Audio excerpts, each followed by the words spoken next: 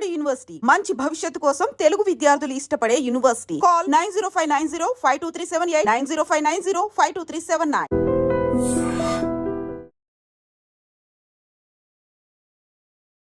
నమస్తే, welcome to I dream. నేను మీ ఝాన్సీ. మన భారతీయుల పరిస్థితి అమెరికాలో ఇప్పుడు ఎలా ఉంది? ఎంతమంది ఉద్యోగాలు కోల్పోబోతున్నారు? అలాగే H1B వీసాల మీద వెళ్ళి ఎంతమంది భారతీయులు ఇప్పుడు అక్కడ ఖాళీగా ఉన్నారు? ఈ విషయాలను డిస్కస్ చేద్దాం. ప్రస్తుతం అంతా ఉన్నారు high court immigration and passport advocate Prithvi గారు. నమస్తే అండి. నమస్తే ఝాన్సీ. ఏంటి సార్ అసలు ఇప్పుడు మన ఇండియన్స్ పరిస్థితి ఏంటి? ఎంతమంది మళ్ళీ ఇక్కడికి రాబోతున్నారు? ఎంతమంది ఖాళీగా ఉన్నారు అక్కడ? నిజంగా మనకి న్యూస్లో చూస్తున్నామని నిజమేనా? ఎన్ని అపోహలు, ఎన్ని వాస్తవాలు జరుగుతున్నాయి అక్కడ?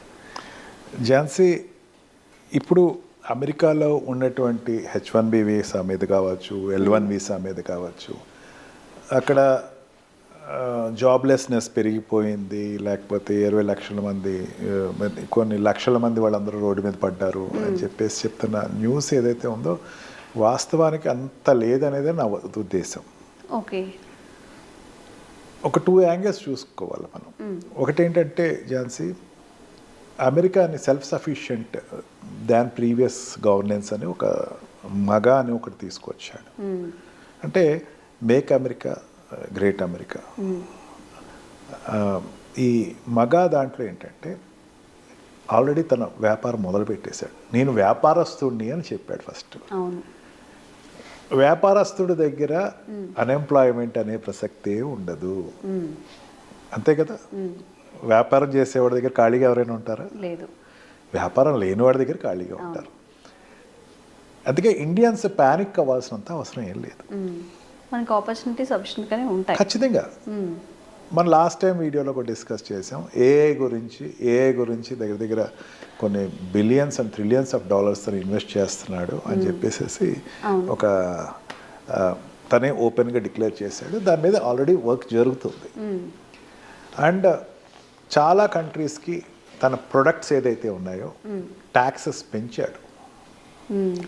ఇదివరకు ఏదో ఇంపోర్ట్ ట్యాక్స్ ఎక్స్పోర్ట్ ట్యాక్స్లో అమెరికా చాలా చురుకన చేస్తున్నారు అన్నదాన్ని చాలా బ్యాలెన్స్ చేయడానికి ట్రై చేస్తున్నాడు. And it will happening. ఇంకా అతను వచ్చి 100 days కూడా అవ్వాలి.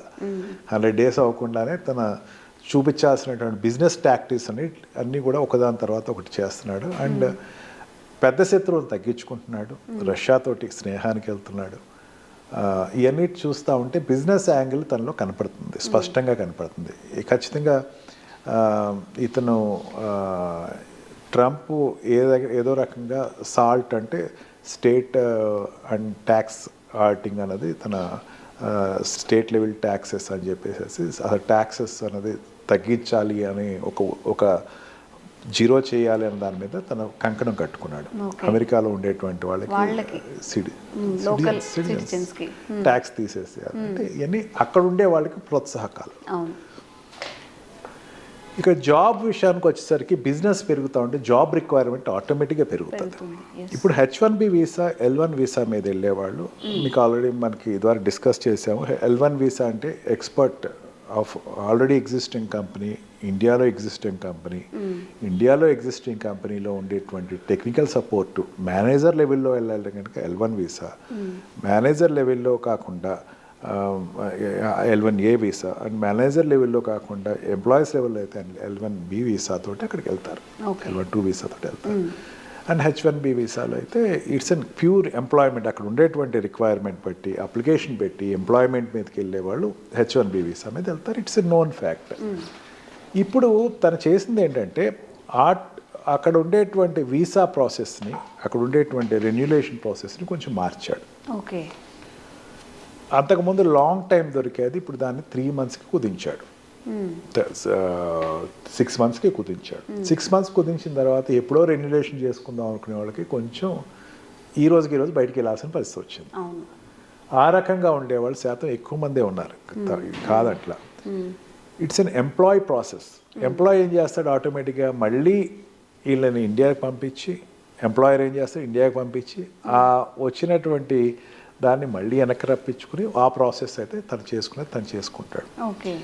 కొన్ని ఈ నడుస్తున్నటువంటి సాఫ్ట్వేర్ కంపెనీలు కానీ ఆ ప్రాజెక్ట్స్ కొంచెం స్లో అవుతాయి. అండ్ హాస్పిటల్స్లో ఈ సెక్షన్స్లో అయితే కొన్ని నేను ఒక my client is there from on hospital there, వాళ్ళు ఇండియన్ సిటిలర్స్, వాళ్ళు ఏమన్నారంటే కొన్ని ఆపరేషన్స్ కూడా పోస్ట్ పోన్ చేసుకుంటున్నాం, డాక్టర్స్ కూడా ఇండియాకు రావాల్సిన పరిస్థితి, మళ్ళీ ఇక్కడికి వచ్చి మళ్ళీ వెళ్తారు.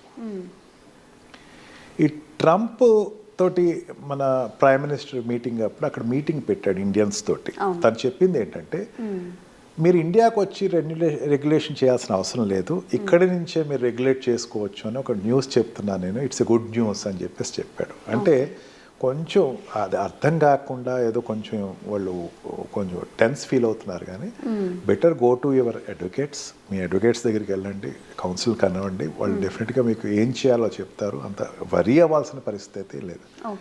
మనకి ఏదైనా చిన్న మూవ్ జరిగినా పెద్దగా కనపడుతుంది, మనకేదో ఏదో అయిపోతుంది, వాళ్ళందరూ ఇండియాకి వచ్చేస్తారు అని చెప్పేసి ఒక భావన, అంత భయపడాల్సినంత అయితే ఏమీ లేదు. Situation is not out of control. Jobs recession కాదు, రెసెషన్ ఈజ్ డిఫరెంట్. ఇప్పుడు రెసెషన్ అనేది 2023, 21, 22, 23 వరకు వచ్చిన రెసెషన్ అయితే ప్రస్తుతం లేదు అని చెప్పచ్చు. అదే జాబ్స్ లేకుండా మీరు ఖాళీ లేదు వెళ్ళిపోండి కాదు, బిజినెస్ జరుగుతుంది, అక్కడ బిజినెస్ జరుగుతూ ఉంటే సాఫ్ట్వేర్ కంపెనీలు పెరుగుతున్నాయి ఖచ్చితంగా. అందుకని రిక్వైర్మెంట్ ఉంది, ఇంకా ఇండియన్స్ వెళ్ళాల్సినటువంటి పరిస్థితి వస్తుంది, ఇంకా ఇండియన్స్ వెళ్తారు. మీరేమీ అక్కడ పీర్ ప్రెషర్ ఫీల్ అవ్వద్దు, ఏదేదో పడిపోయింది డ్రాప్ అయిపోయింది కాదు, everything will be with in short time, everything will be resolve. మరి H1B వీసాల మీద వెళ్ళిన వాళ్ళు చాలా మంది ఇప్పుడు ఏం చెప్తున్నారంటే తనకి జాబ్ పోయిందను లేకపోతే జాబ్లెస్గా ఉంటున్నారని చెప్పి ఇంటి దగ్గరనే పంపిస్తున్నారు అని చెప్పి సమ్ ప్రోపగండా అయితే జరుగుతుంది. దీంట్లో ఎంతవరకు వాస్తవాలు ఉన్నాయి?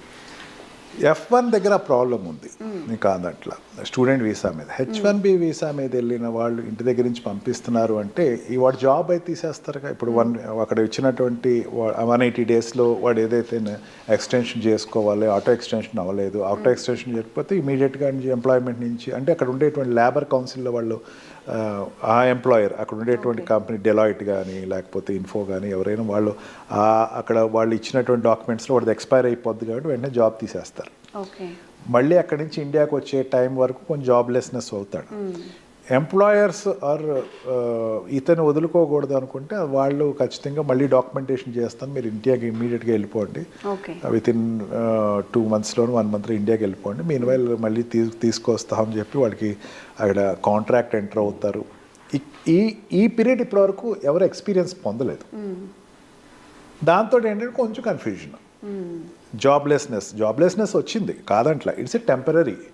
ఆ జాబ్లెస్నెస్ ఏదో పర్మనెంట్ అయిపోతుంది అన్నది అయితే భావన కాదు. మళ్ళీ ఏదైనా ట్రంప్ కొత్తగా జాబ్లెస్ అయిన వాళ్ళు తవరేస్తాడేమో అన్న ఒక భయంతో ఏదో జరుగుతుంది తప్ప తనకి ఒక జనరల్గా ఒకటి బాగా ఆలోచించుకోవాలి. అక్కడ చాలామందికి అర్థం కాదు ఏంటంటే ఈ అడ్మినిస్ట్రేటివ్ ప్రాసెస్లో జాబ్లెస్ తీసేయటానికి రిలేషన్ యాక్చువల్గా ఉండదు.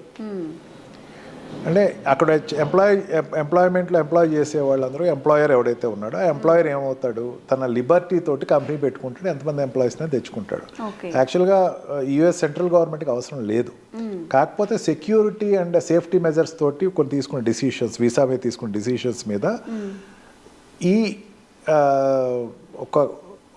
ఒక పీరియడ్ ఆఫ్ టైం వరకు కొంచెం హార్డ్షిప్ వస్తుంది ఖచ్చితంగా. డెఫినెట్గా అక్కడ కోర్ట్స్ ఇంటర్వెన్ అవుతాయి కంపెనీ తరఫున, అందుకే లీగల్ అడ్వైజర్స్ ఇస్ మస్ట్ అని చెప్తున్నారు. ఖచ్చితంగా legal advisers how to overcome it అన్నది చెప్తారు, మళ్ళీ దాంట్లో రీసెట్ అవుతాయి. ఇప్పటివరకు ఎవరు కూడా నేనైతే నాకు ఎటువంటి రెగ్యులర్గా నేను క్లోజ్ వాచ్ చేస్తున్నాను, ఎంప్లాయ్మెంట్ అయిపోయి రోడ్ ఎక్కేసేసి భయంతో బాధపడుతున్న వాళ్ళైతే ఇప్పటివరకు నాకు తగల. కొంచెం అక్కడ సిచ్యువేషన్ చూసి ఇక్కడ మనం భయపడుతున్నాం తప్ప అంత భయంకరమైన సిచ్యువేషన్ అయితే అక్కడ లేదు. ఓకే, నిజంగా సార్ ఏదైనా ఒక సిచ్యువేషన్ జరిగినప్పుడు అక్కడ జరిగేది ఒకటి, మన వరకు వచ్చాక అది మారిపోయేది ఒకటి, మనం ఊహించుకునేది ఒకటి. అంటే మనం ఏమనుకున్నామంటే ట్రంప్ అనేవాడు వస్తే కనుక మనకి ఒక శాంటాక్లాజ్ చేస్తాడు, చక్కగా వరాలు ఇస్తాడు అనుకున్నాడు, కానీ వ్యాపారం చేస్తాడు అనేసరికి మనం జీర్ణించుకోలేని పరిస్థితిలోకి వచ్చాడు. తనే వ్యాపారం అంటే మెయిన్ అది కాకుండా ఈ ఇండియన్స్ని కొంతమంది డిపోర్ట్ చేయటం, అక్కడి నుంచి అబ్రాడ్ నుంచి సంఖ్యలతో పంపించడం, కొంచెం కంగారు పడి చేస్తున్నారు. ఇప్పుడు మన వాళ్ళు కూడా ఇట్లా సంఖ్యలు వేసి పంపేస్తారేమో H1B వీసాలు ఉన్న వాళ్ళని, అటువంటి పరిస్థితి అయితే ఏమీ లేదు అక్కడ. అంత భయపడిపోవాల్సినంత పరిస్థితి అయితే ఏమీ లేదు. Okay, thank you sir. Thank you.